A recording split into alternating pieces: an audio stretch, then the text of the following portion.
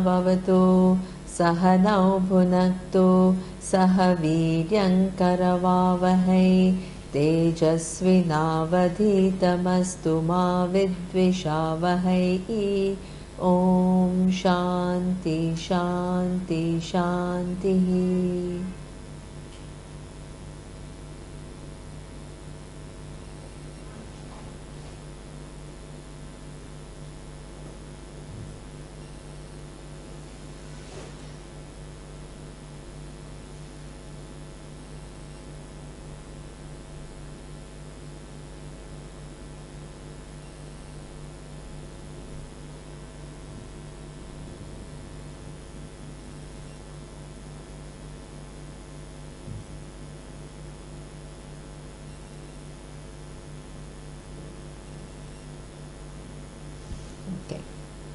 So, we were actually at chapter 13, right? Yes. And the question that Arjuna asked was, what is Prakriti, what is Purusha, what is Kshetra, what is Kshetrajna, and what is Jnanam and Jneyam, right? So now, where was this question coming from? There, there are, what is amazing about, you must know this, what is amazing about what people think is Hindu philosophy, there is no one philosophy. So basically, when you go, for example, to Oxford, and if you take a class in Indian philosophy, they teach you Shat Darshana. Shat Darshana means there are 6 schools of thought, right? And there are many, and one of them is Sankhya, and the other one is Yoga, and what we are studying is Vedanta.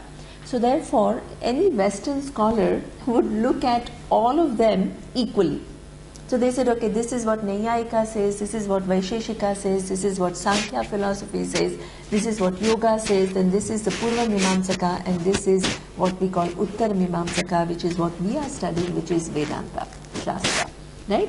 And they give equal weight to everyone, saying that these are all the different people who are saying different things, right? Now, that is the difference between academics and traditional teaching of Vedanta. When we teach Vedanta traditionally, what we do is we engage, in fact that is what Adi Shankaracharya did. In his time, he engaged in dialogue with all the other philosophers. And he says, okay, now let's examine, because philosophy means knowing the truth. And if you're saying something and if I'm saying which is different from it, both of us cannot be equally right, right? So you can't have, like in science, you can't have somebody saying time and space is absolute and the other person saying it's relative and both are right. It's not possible. Logically, one has to be more right than the other, right? So this is how philosophy, as it was seen in our whole tradition, people were free to think about different things, and each one entered in a dialogue with the other to see who is more right. And how do you establish who is more right? By seeing that if I'm more right, I should be able to, what? Logically, exactly, prove it and say that how, not only prove what I'm saying and say that that is something which is irrefutable, but I also then need to show you where is what the logical flaw in your argument. I need to know. That is a method. That is also a method in science today, right? When Einstein found out that the time and space is relative, it's not like because he was saying it, everybody just accepted it. What happened? He had to present what he found out in front of not just anybody, in front of what all the scientists. And they questioned him rigorously, and what he said, right, stood unrefuted. So this is where today, I think in 2 days ago in Times of India, they said that it's 100 years since Einstein came up with this theory of relativity. And there are very few theories which stay unchallenged for such a long time. Okay? So this is the method, and Indian philosophy adopted the same method. I want you to understand that. Okay, so it was not like, yeah, whatever we have come, there is no one thing which is like, yeah, we have come up with this and this is what everybody has to accept, and this is a word from the God, and therefore it is, cannot be challenged. Exactly. So here it is like thinking very, very refinedly, reaching very fine levels of thoughts, and constantly exposing yourself with counter philosophies and showing that how it is irrefutable. So when we teach Vedanta, this is what Adi Shankaracharya did. He engaged with all those other contenders and he refuted them all by showing where is the logical flaw in where they are thinking, and showing how what Vedanta says cannot actually be contradicted. Okay, so now when Arjuna was listening to what Vedanta is saying, he also had, there are other philosophies floating around. So this Purusha and Prakriti is used by Sankhya. That whole model, Purusha, Prakriti, is used by Sankhya. Okay, so he now wanted to kind of compare what Lord Krishna has been talking about with other contending philosophies, right? Because he wants to reconcile. So Purusha and Prakriti is something that he asked, which is from Sankhya, and also if you according to the tradition, even yoga philosophy is slight modification of Sankhya philosophy. So last time, I think with Roshni's note, I had explained all this. So I did everything. So I don't want to redo all of that, right? So I just wanted you to have an idea as to, if you go and attend yoga classes, you will not hear exactly what I am saying. And if you yoga philosophy classes, not the yoga, the asanas, and you go to somebody else and they may talk about one of the other philosophies, right? So here, when we study this Shastra, not only first we expose you to this Shastra, then we show you where their logic falls apart, right? But that we are not doing now. The question that I want to address is, Arjuna asks this question, what is Jnanam and what is Jneyam? Okay, Jnanam is what is to be known, and what is to be known, and Jneyam is means for knowing it. Okay, so as I keep saying that Indian philosophy, when we talk about Vedanta Shastra, it's not like a simple self-help kind of a talk, right? Simple self-help talk is what, what should be exactly, rules, advices, mostly about your behaviors, and mostly, like how you can deal with situations a little bit better. That is all about self-help, right? How to have a reasonably good self-esteem. This is what they cover. Now, Vedanta Shastra is very different because it has a different vision of life. It doesn't take you as this little individual. It says that little individuality itself is a mistake. So it begins to correct that mistake and makes you see yourself in a totally different light. So therefore, it just goes way beyond our normal understanding of things, right? It's a total paradigm shift.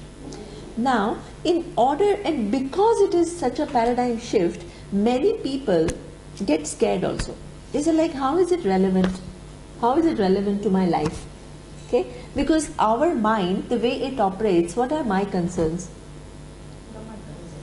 My little concerns are, my little problems that I have in life, which are, my relationships, or how to get my kids to do what I want to do. This is one of the biggest problems. How to deal with my in-laws, how to deal with my husband. I mean, this is where our 100% of our energy of our mind is, not even 100, I would not say 100, right?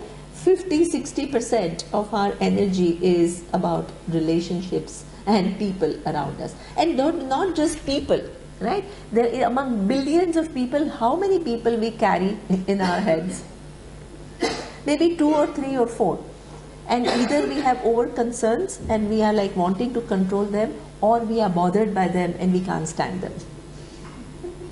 So all our mental life, it's amazing, we are given this amazing instrument and it is totally skewed and focused on this little thing, and that little thing, it seems like the whole universe to me. And anything beyond that seems, oh, this is all too abstract.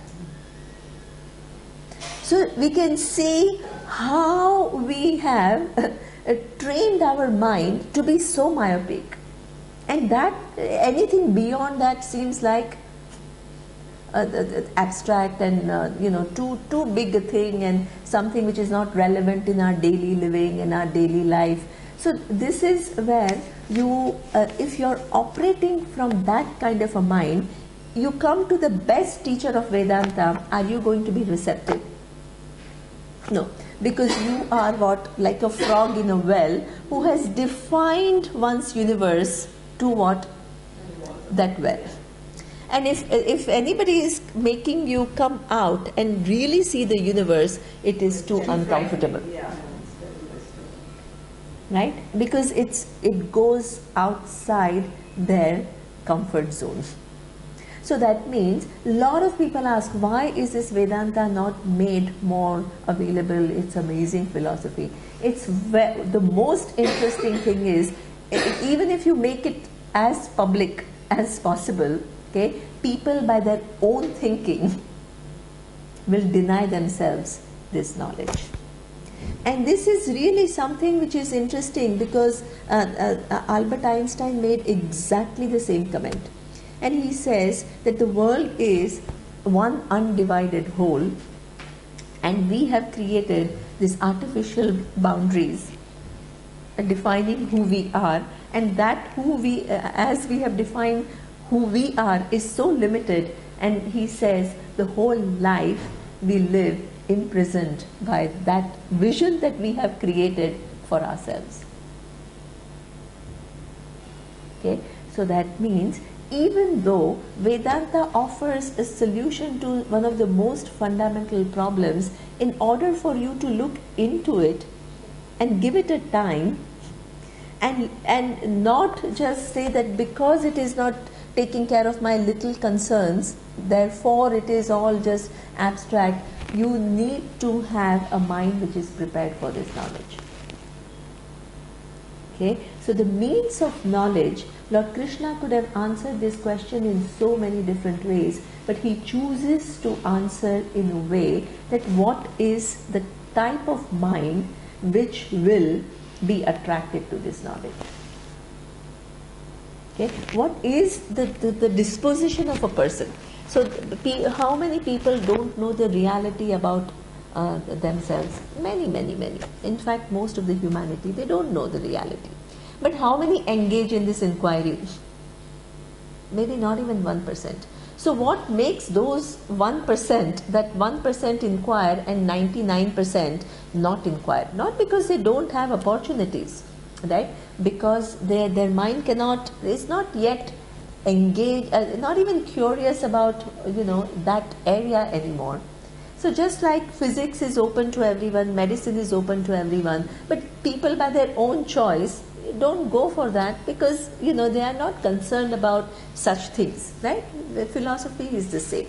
So in the next verse, Lord Krishna is talking about what are the values that the mind must have in order, that person, not mind, but the person must have to be even kind of going for this knowledge. So Gneyam means for knowledge is the kind of values that you must have in order to be interested in this knowledge. Okay, so what are those values? There are beautiful values which we will see in the next verse. It says, Amanitvam adambhitvam ahimsa kshantirarjavam acharyopasanam shaucham sthairyam vinigraha. You want to chant? No. Okay. So this is a discussion between what is to be known is your true nature, right? And the true nature of the universe and the true nature of the cause of the universe. But in order to know that, you need to have a mind which is cultivated mind. Okay? Now, what keeps you from this inquiry, interestingly, is that when things are working for you, you think that life is fine. Okay? And there is no problem.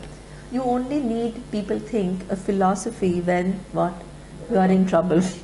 Something is not going your way. When your paradigms are shaken, then you search for answers and all that. So that means that when things are going fine with you, that also is not good, because it keeps you where? Content. Exactly. Content and at a status quo, and you don't actually move forward. There are people, when things are going really fine, they see the limitation of everything and then they are still searching without that crisis. There are lots of people like that. People evolve, right? You have people like, even a relative level, you have Bill Gates and all, they are extremely successful. Then what? At that point they said, okay, now we want to do something else. They become philanthropists, or, so they change because they have seen what? Everything that, whatever that success or whatever can give, and they see the limitation and they want to ask some more. Okay? But most of the time, success keeps you at the same level. Why? You're content. You're content, and content is something which is a positive thing, but at times that contentment can actually become slightly dysfunctional, and what happens is you can become proud, arrogant, exactly. Or just lazy. Or just lazy, exactly. But here, that disposition which is pride is being talked about. Okay? So that means even with success, if you don't know how to have a proper perspective, it can actually become dysfunctional. Okay? So now, what is this pride? The mind which is arrogant or proud, what is a characteristic of that mind? Let's analyze. Here it's not about giving an advice, don't be proud, be humble. Vedanta is not mediocre like that. It really makes you analyze what is a mindset of a person who is arrogant and what are the fallacies. Once you see that, then what? I don't need to give you any advice. Don't need to say don't be proud. Exactly. I don't. And immediately what will you do? Correct it. Wherever there are distortions, you will correct it. So the whole, the approach of Vedanta is analytical. It's not about, don't be this and don't be that. I mean, that is very mediocre. And people keep telling you not to be like that, and we all continue to be whatever we are. Okay? So therefore, the analysis is what is the mindset of a proud person. Let's get into the mind of a proud, arrogant person, and let's see how they think. Give some ideas, and then I will tell. Exactly. The first characteristic is because of what is the knowledge they may have, or because of the money they have, or because of the success that they have had in whatever they are doing, whether they are doctor, they are scientists, or they are corporate leaders, or whatever, they think no end of themselves, right? So that means what? I am what? Somebody who's the best, right? That is one. What is the second thing? But they don't really see the need for anything else. Okay. I mean, now that I'm the best, I don't need to, I don't need. Excellent. Right? So that the very fact that you think that you are really good, then there is some kind of a feeling of complacency. In the sense that, okay, now I know and nobody can know better than me. So that means it keeps you from what? Engaging with people with an open mind, where let's see what can I learn. Yeah, exactly. Right? So that means imagine how much knowledge there is in this universe, and you restrict your learning by saying now, what water loss. The minute you stop learning, it is just incredible. You have just created this little cocoon thinking that you are like really cool and you are really good, and you stop learning. That's the second. What is the third thing? You often have a false notion that you've got. So when you are on your own, as opposed to everything. Excellent, Avni. This is so, in fact, this is what we say, you know, to say that, okay, now what are the faulty, faulty assumptions in your thinking, and that's one of the reasons we give, right? That all the achievement that we have accomplished, you know, you become a very famous doctor, or you become a good scientist, or you become a great corporate leader. How many people, and you think that it's all because of you, and if you really analyze, right, this is actually the analysis of where is the fallacy in this thinking. Okay, if you really analyze how many people have contributed for you to be who you are, how many? It's just realities. It's not nothing about advice. Start counting people who have contributed From the beginning. from the beginning. It's unimaginable. Who are the people who made you who you are? Okay, and it's unimaginable because there is not only your parents and your teachers and your friends who supported you, and your spouses and your kids and all, but there is also unknown people, and from the maid to the, exactly, they were all there, right? When your parents were busy, that maid was looking after you. They gave you food. Okay, so that means when I begin, you know, that you are, you know, like let's say you are a corporate leader, how many people are working for you to achieve all the targets that you have to achieve? Yeah. And exactly. So that means there are unknown variables, right? So that means first we are seeing the contribution of many. When you recognize the contribution of many, what? There is a natural shift in your attitude.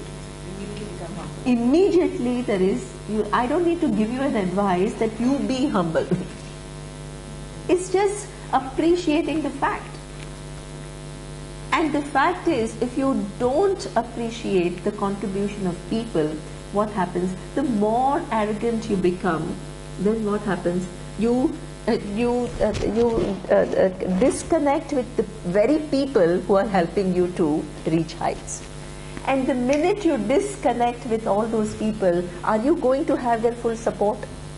And if you start looking down on them and you exert your authority and power and, you know, put them down. So, and once you stop having that support, what will happen? You dig your own grave. In the long run.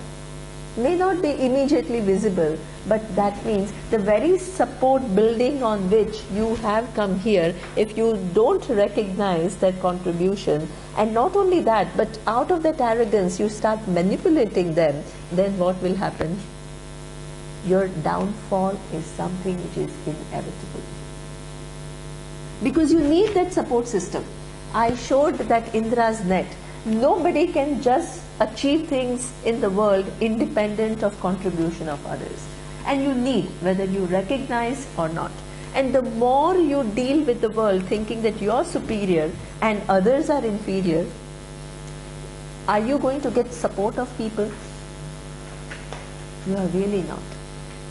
And when you cease to have support of the people, what happens is you actually work for your own downfall.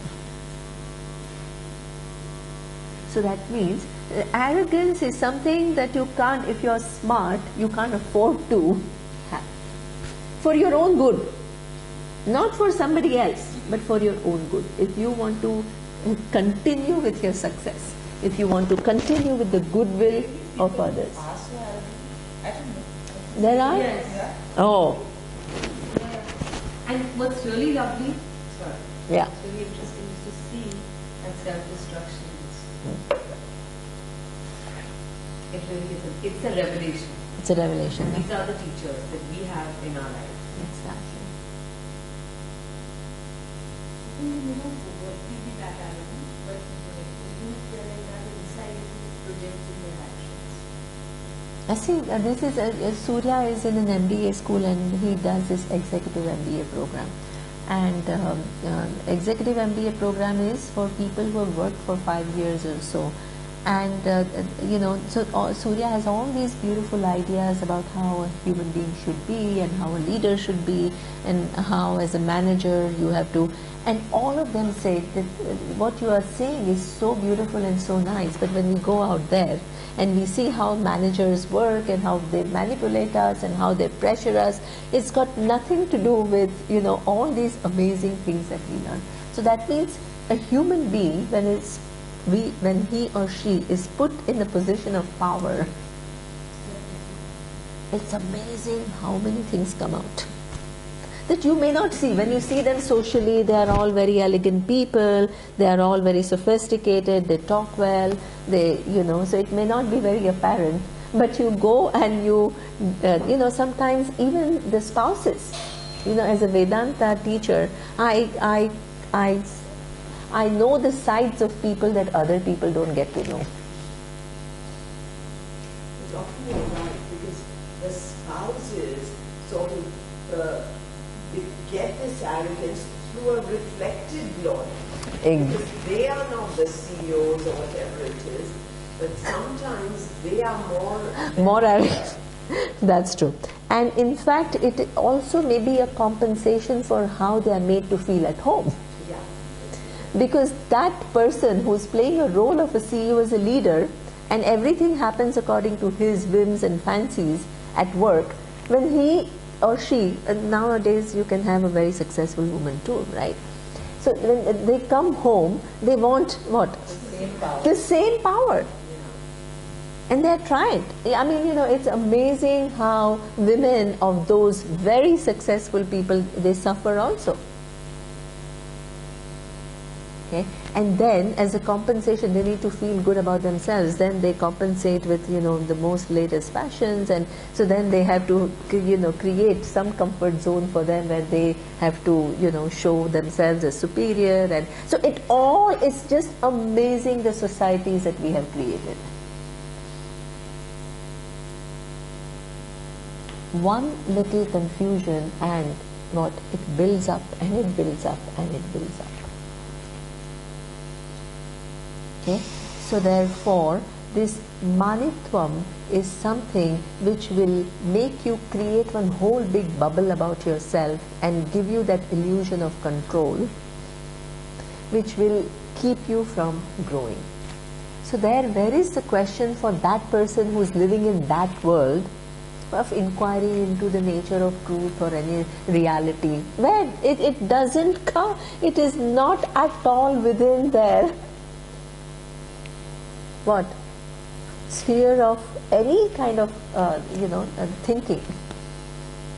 So that means that manitvam on the eyes of people is that person, he or she is successful, has got everything in life, rides Mercedes Benz and lives in a beautiful apartment, and also why Vedanta? Okay, but what has happened is the person lives, you have to understand this, the person, it's not possible, right, unless you correct all these fundamental errors and rethink about life. People live with distortions. Then it's not very apparent, because there is a facade with which people move around, and that facade has become a norm in the society. So everything looks like everything is wonderful, everything is fine. But behind that, there are distortions which are glaring distortions. But nobody is comfortable in looking into those distortions. And as long as you don't look into those distortions, you live in your own bubble.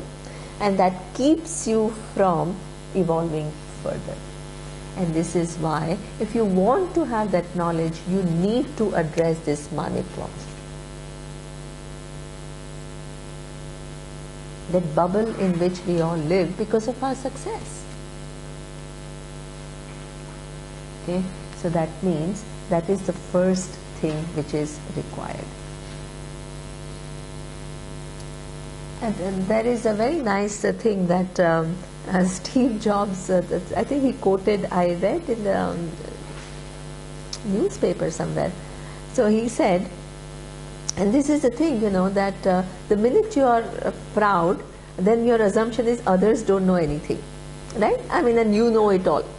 So the Steve Jobs said that if I hire really smart people and pay them well, it is not to tell them what to do. In fact, I want to know from them what I should do. That's why they do so. Yeah.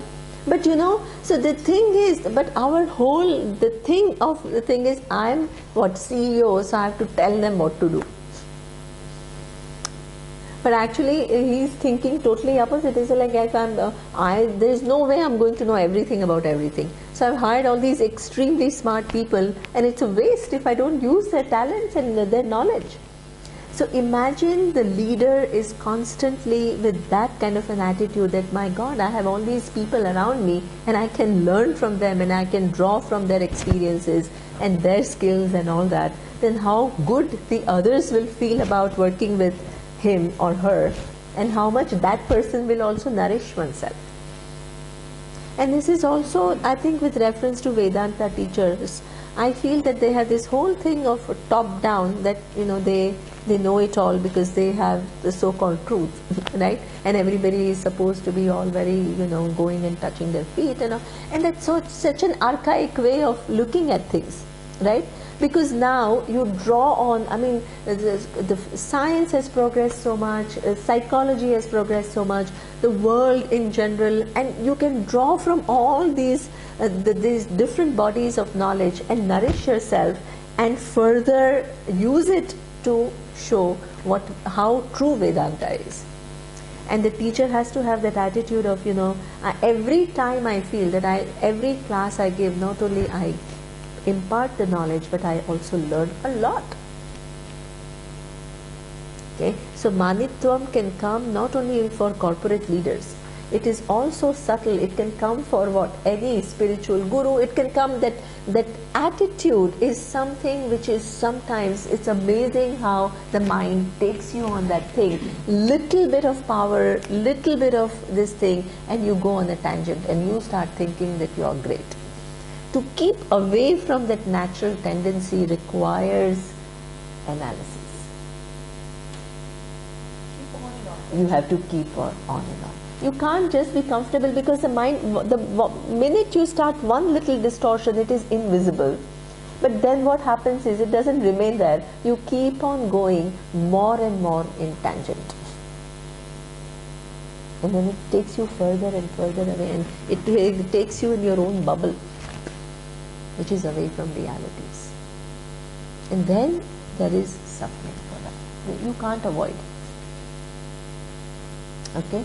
So this is Manitvam. The second thing, the kind of mind which is required, is what we say Dambhitvam.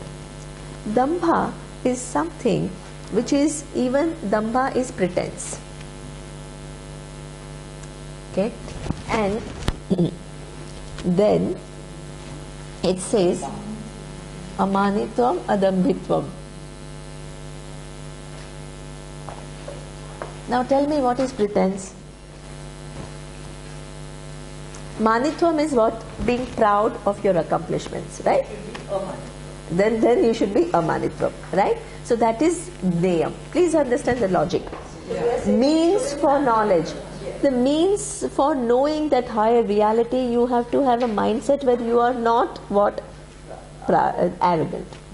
Because from the place of arrogant, you only feel that you know everything, and that will keep you from knowing something more. Right? Exactly. So what is pretense and what causes it? Right? So otherwise it's like, yeah, don't be pretentious. Yeah, okay, so what? So now again we are analyzing. Why, first of all, what is defined, what is pretense, and why do we all feel that this is how I want to be, and not like that, but pretentious. Lovely. Lovely. You have a kind of, you have created an ideal you, right, in your own mind. And then but your reality doesn't match the ideal you. So then what happens? Some people try to really what? To get there, which is a lovely thing, right? But some others, what happens? Pretend that they're there. Exactly. Absolutely. The easy way is to pretend that you are that, which is your ideal, but which actually you're not. Okay? Now, this is something which is now, what are the ideals that we have created in the society? For a long time, One is, I am successful. and also the money, that the minute you have money, then you're a success, you're a powerful person, you know everything. exactly. So we have created societies where there is a kind of an implicit definition of success. We do this module in our workshops, interactive module, and we show different how the society has evolved, and at present what are the different images that people have of success. How do people define success? And these are not just you and me. There are people at Harvard, how they look upon as a person who is successful. You know, it's a sophisticated analysis of different models of success.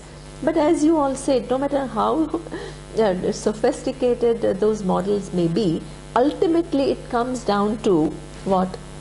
The accepted definition of success is Your car. exactly.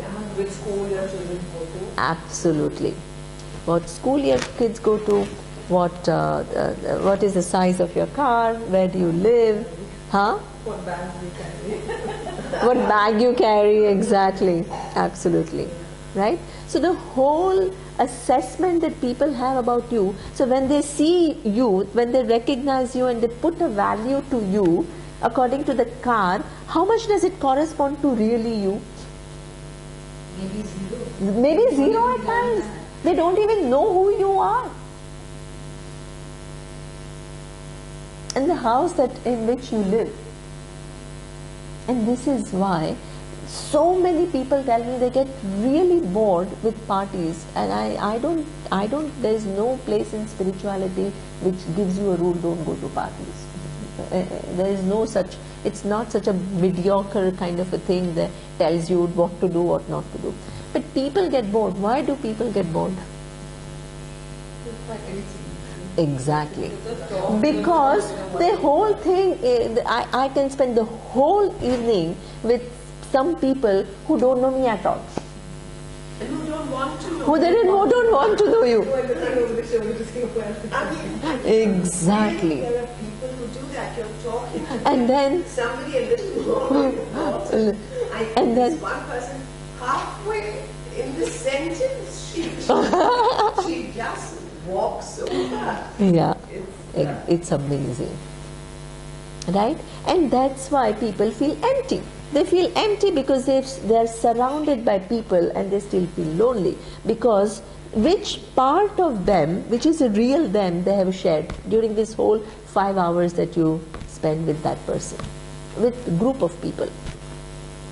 Not even sometimes, no, I don't want to always generalize, please, I don't want you to carry, I'm very, very careful about what I say, right?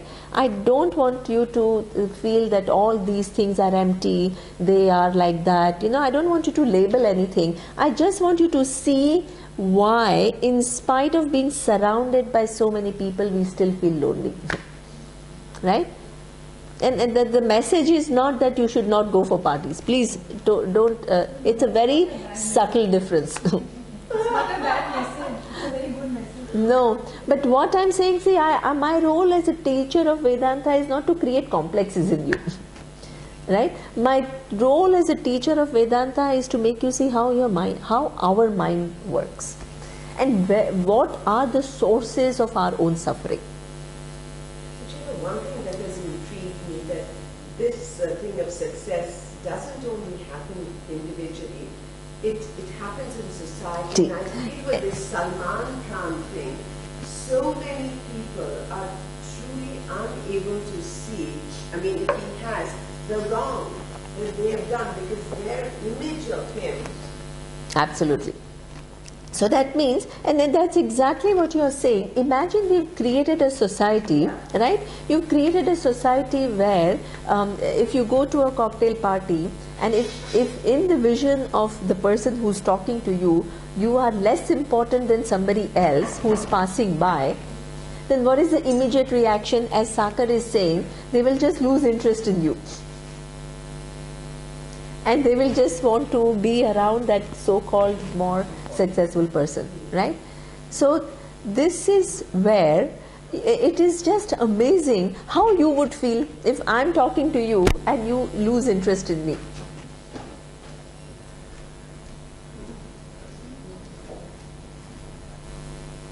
I shouldn't be. One should if you. But the general pressure is such that you feel, so therefore, exactly, therefore what happens?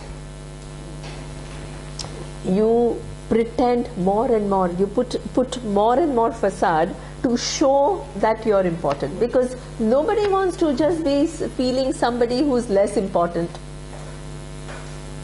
Or you should start thinking that that person is insecure and that person has a problem and they're not happy with themselves. Exactly. It's the only way to look at it. There are too many of that kind out there. But Absolutely. even isn't that So- also a bit off track?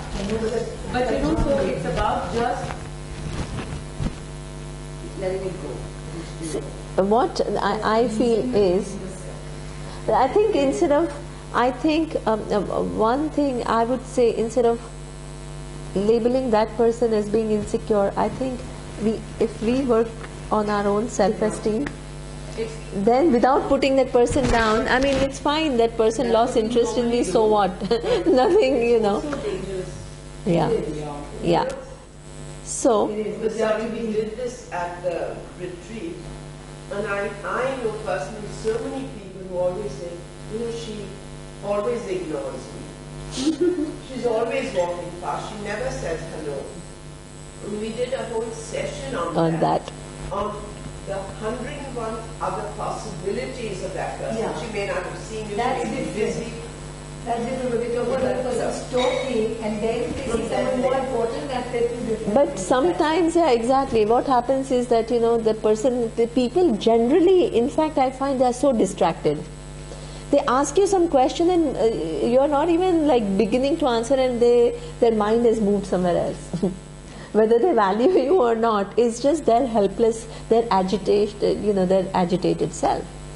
But people just don't have the leisure to just be with you and give you that attention, undivided attention, for even 5 minutes, even 10 minutes. Maybe what we need to do rather than look at that is just keep correcting our. Exactly. Yeah. So, to be present. yes, Be focused. exactly. To ask relevant Questions. only when you want to be really here. Yes, Yeah. exactly. Yeah, and if you Absolutely. don't, just watch. Just exactly. Silently watch. Yeah. Leave when you need to. This is Not when you need Roshni, this is really true. And then, you know, that very party that you go to and you talk about very superficial things, you can engage amazingly with that person, and you can ask, you can have a brilliant conversation. You know? to. Life standards. So the same way, I feel like it's your response to the situation. So I had when I first moved to India, I had a very close friend who had colleagues, my husband's a colleague, and she came from a really small town. And I never realized how important it was to her when we went shopping that we were dressed well, because for her it was more important how we were reflected in the shop.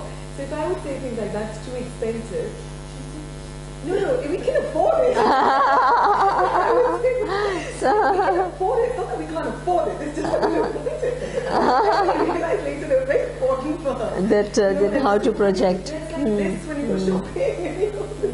So it was more a reflection of Yeah, how you want want to. Then it doesn't matter. It doesn't matter, But I guess exactly. people do in India. Yeah, a lot. Treat you better if you look richer. You know. I only realized that. No, it's true. It's true. How much you do to create an image, you know. That experience to rewind a bit about your talking about when you have people and you've got people working with you, people make you also. So in my work field, now that I've got back, I need the people, I need the expertise, and I'm doing certain designing which I need them to then give me the final product, and I need their help. But what is happening is that all the people who are doing their little jobs, it can become so frustrating because they all have that attitude that I know what I'm doing, or they don't have the time for you. So you're dependent as a person on them, and you want their expertise, and you realize that you need them, but at the same time I feel so frustrated. I really feel sometimes I wish I could do all that by myself, because 2 months have gone by and my work is still not finished. So there are two ways of looking at it. Yes, you can use the expertise to help you to enrich your life and to get what you need also, because you don't have, I don't have all that Exactly. they have. They're better than me in there giving me that final product. At the same time, when you're dependent on someone, it can really frustrate you. Yeah, so that's why it is, see, managing people from whom you need. That's why you can't, it's a huge skill, you know, how to motivate them to do things for you and all, you know. It happens. And because it's just not back until you create that relationship. Exactly. Absolutely. It is. It's a relationship. Everything in today's world compared to 20 years ago when I was in advertising, it was easier. I feel in today's world it's tougher because everybody's become very, I guess maybe it's the stress, or maybe it's Everybody has become much tighter. yeah.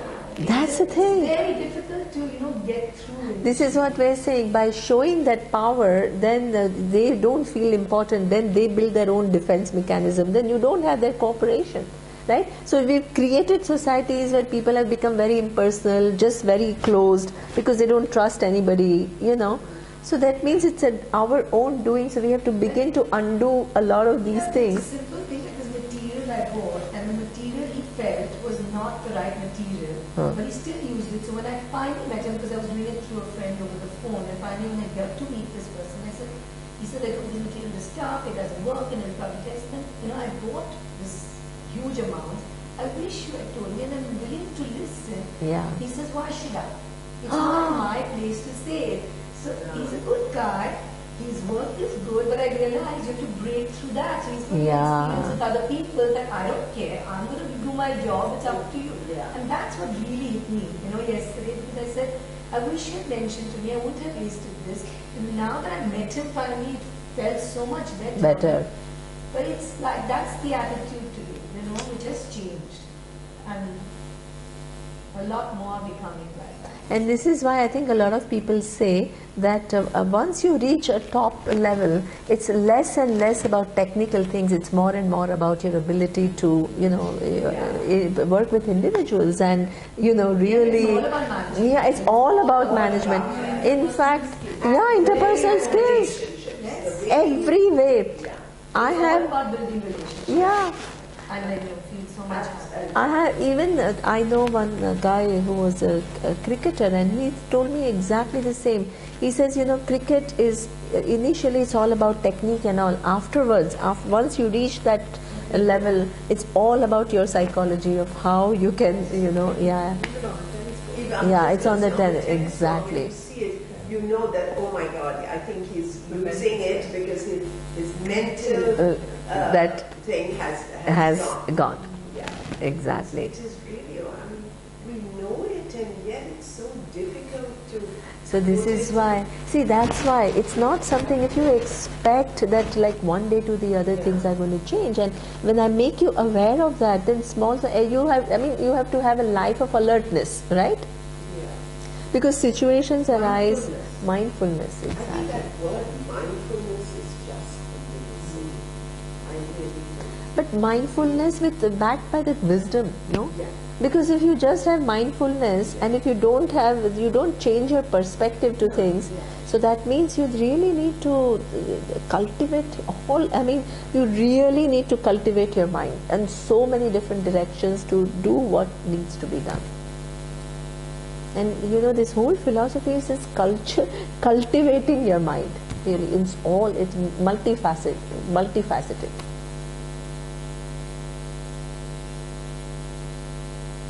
Okay, so therefore, what is interesting is that dambhitvam is something that also one has to keep away from. Sometimes it's interesting how somebody's,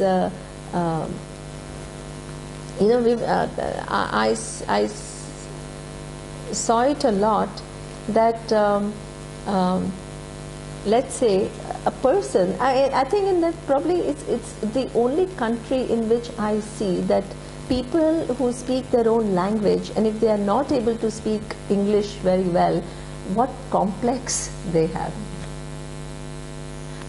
I mean, I have lived in Japan and and I have not lived in Japan, but Thailand and everywhere people speak their own language, and English is a second language and they may be good. But it's not that if you don't know that foreign language you have a low self-esteem. But I think in Maharashtra it's becoming the other way. That if you know, with Marathi being sort of very important, if you deal with anybody in government Only, but when you go in the social circles and all, yeah. We fall into that trap. We have really, I see, one thing is a functional necessity of the language, and that is totally true. But our whole society has created this totally, absolutely crazy. In France, they hardly speak English, and in Germany they hardly, and in Spain, and nowhere in the world I've seen that Korea, they speak Korean. Here, in fact, if someone doesn't speak good English, it's looked down. Yeah. You're not exactly. No one sees the content. Yeah. I always tell my kids, they may not have a good accent, but the content is very exactly. good. They have that slight, this one, everyone sort of switches off. Even You see? meetings, Yeah. you have someone speaking, That's right. la-di-la and talking crap, everyone will be sitting enthralled. And you have someone with a little, lesser, and all the mobiles come out and everyone is shifting their feet. No one listens to what you Yeah, it's really, all these subtle things we also may be doing, and that's why it's very important that we change very, proactively, and we give up all these mental models of assessing people and putting them in categories and all, because it's so rampant, and so all of us do it without even sometimes realizing it, and that creates, now imagine now if you have studied not in an English school, how do you feel the rest of your life? You live with this amazing complex that I can't speak in the same accent as somebody else. I mean, totally unnecessary. And I think if it's so important to you, you should just go out and take a class. Yeah. And correct it. Yeah. Instead of, wallowing in it and having no complex. Exactly. It's not that much effort. If it's so important, Important, it's a then- 6-month class and just, Yeah, absolutely. But then the point is more how people. No, I know that, yeah. but what I'm saying is that Then you have to do something to. It's changing. I think our whole structure is becoming much more, in India, I think generally, is becoming much more regional oriented. And I think that this is changing, and people in the regions and speaking their languages are at the moment perhaps overcompensating, but I feel the trend is there. I don't know, maybe we feel it, but the Gen X is far worse than us. I could both my daughters and I had similar experiences. And for the second one, went to do an internship in Victoria and came back saying everybody speaks in a very funny accent. And then after 2 days, she was so smart. See. And the accent didn't matter. She said they're so smart. Smart. It's so beautiful. And her whole attitude changed. Changed, lovely. I think it's changing. I feel I'm so happy because I think the Indians. Oh my gosh. yeah. It didn't matter after 2 days. I guess the only way they have to experience it for themselves, even if you keep telling them. Yeah, exactly. So one has to be like a thinking person, and one has to be alert, like what kind of. So this pretense, when we live in a society which has created those false values, and if you feel yourself that you lack this, natural tendency is to compensate and put a facade. That's the easiest way. That is what we call pretense. But to stay away from that and to work on the right values is something which is needed. Because otherwise your whole life will go in what? Conforming to societal norms. Whether it is the beauty, I mean, how much we have taken on this, this models who are like sticks, and they become like your ideals, you know. So then people suffer. I mean, so simple thing like eating a meal. I mean, the only thing they're thinking about is how many calories and, you know, how much weight they will gain. And I mean, you know, we've created all these totally artificial, we've bought into all these things which we need to slowly give up and change and challenge. But you know, you talk of pretense. I really think in Bombay at least, the word celebrity has become like a career.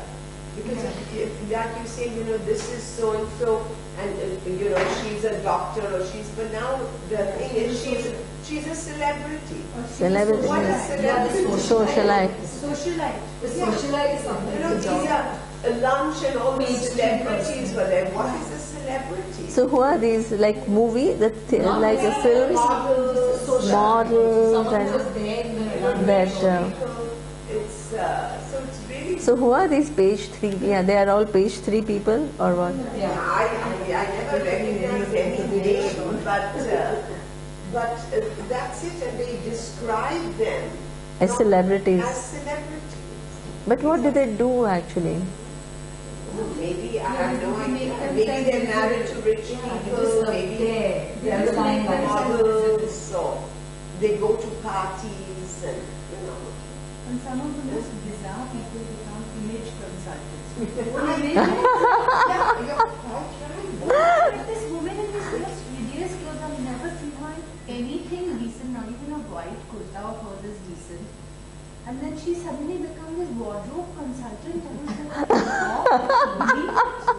But I have to give credit to people like that. People tell them themselves that they can do it, a hat off. And then they have people who go to them. No, Yeah. perfectly reasonable human beings. Image consultant is exactly Yeah, what this you're image saying. consultant. You're saying we should not do this pretense, and there is a Whole big area industry that is building around. up these images. Exactly. That's Break down. It's so you see, it's quite incredible. See, I want you to see where we are all heading, you know, in terms of our thinking and how farther and farther from reality we get, you know, and that leads to suffering. Absolutely.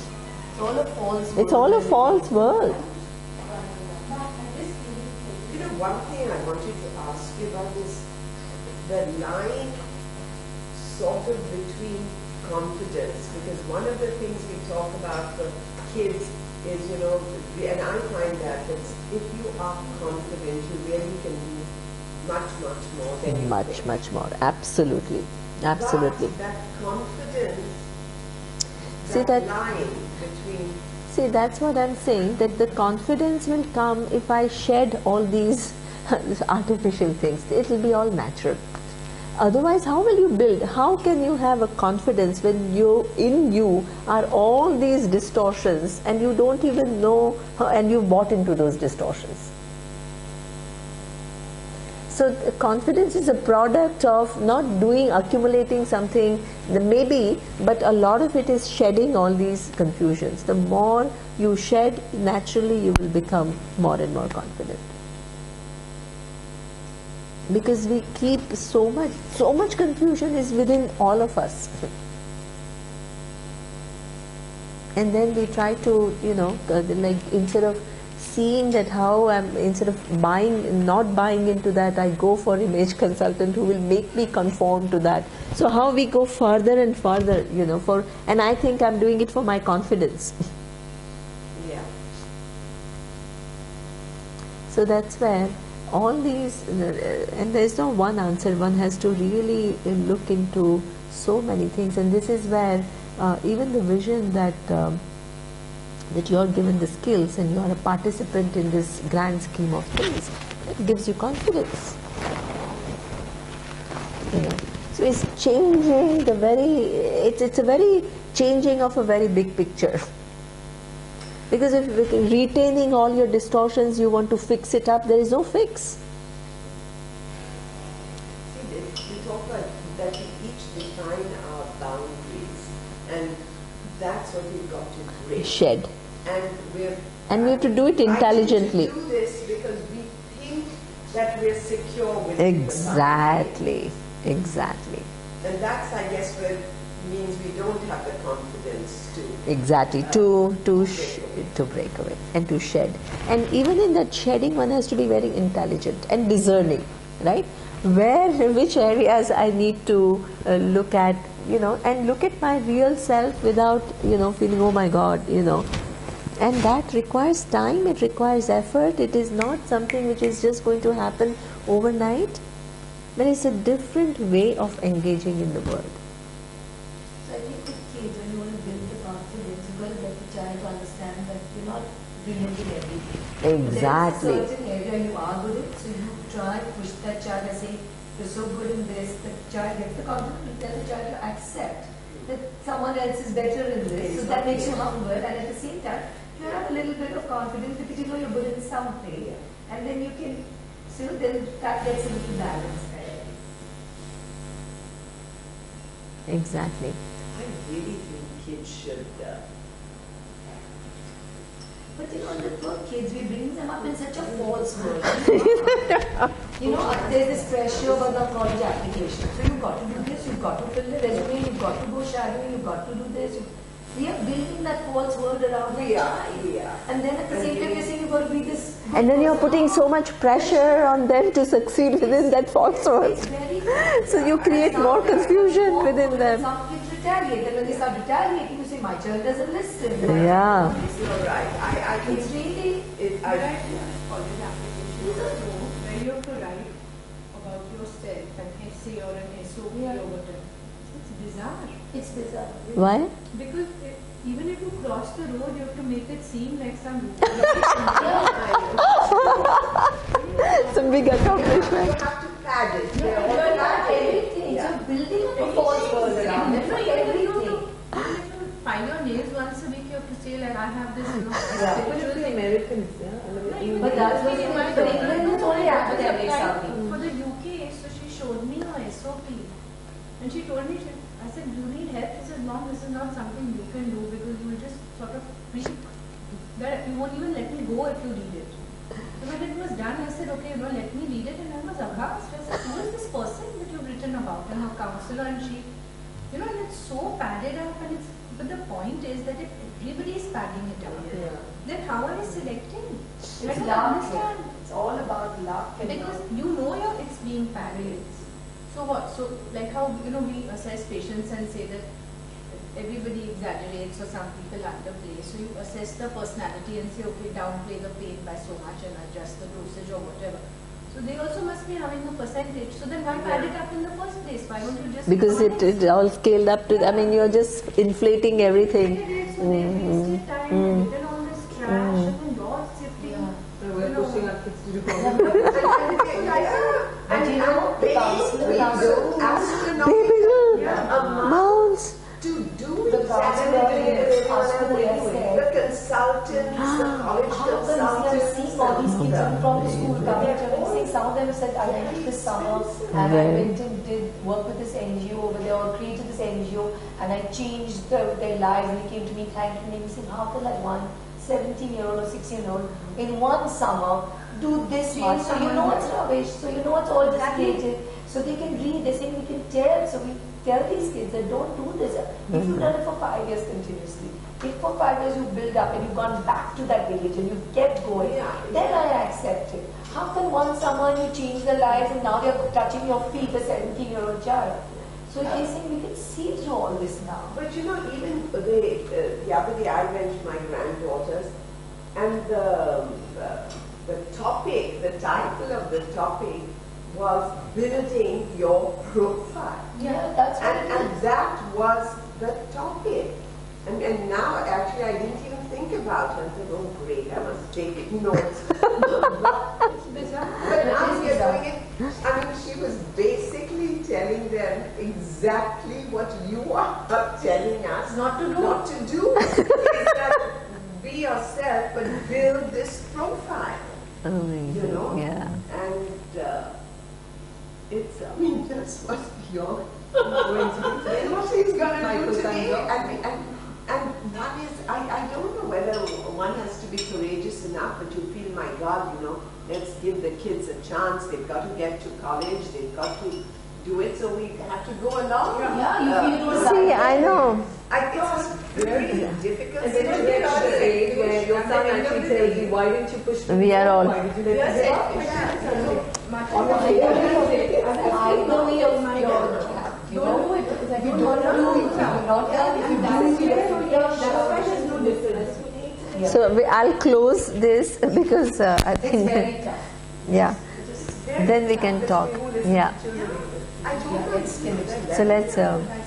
But it's amazing. What is interesting is we found ourselves in a society, so you can't change like overnight. Because you have, the whole trick is you have to play the games, and and at the same time be true to yourself, right? Because everything that we do, for example, right now there is the other side to it. Like all these engineers come for MBA program, and when my husband asked them, so like, what is it that you feel anything to do with themselves?